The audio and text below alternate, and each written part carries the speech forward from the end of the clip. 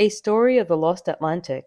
James Bateman, a good-looking young Englishman of 26 years from London, was with the emigrants and desires to make a statement concerning the death of his wife on the ship.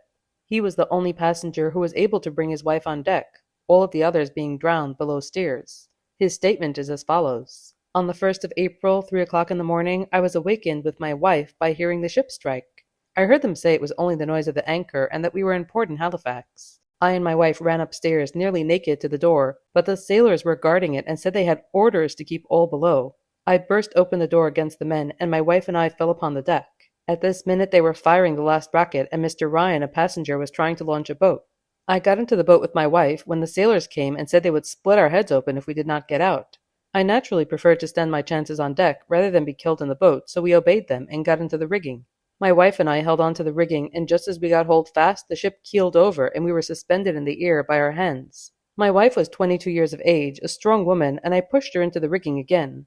Then the sea swept over us several times. I was dressed in nothing but a shirt and coat, and my wife had only a chemise and flannel petticoat, so we suffered greatly from cold. My wife was freezing 9 hours in the rigging before she died. The last man saved was the first mate, and I think they could have saved my wife at that time. Her last words were, to an officer, "Please give me something, if only a handkerchief, to save me from freezing," but the officer, though warmly clad himself, refused to aid her.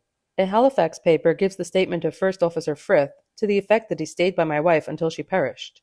This is false. He did nothing for her. I think he is the biggest coward God ever made. A number of other passengers corroborated this. I tried as a last effort to save my wife to cross the deck from the mizzen rigging to the forepart of the ship, and while dozens who made the attempt were washed overboard, I was successful. I asked Captain Williams to try and save my wife. He replied, "Fetch your wife if you want her saved."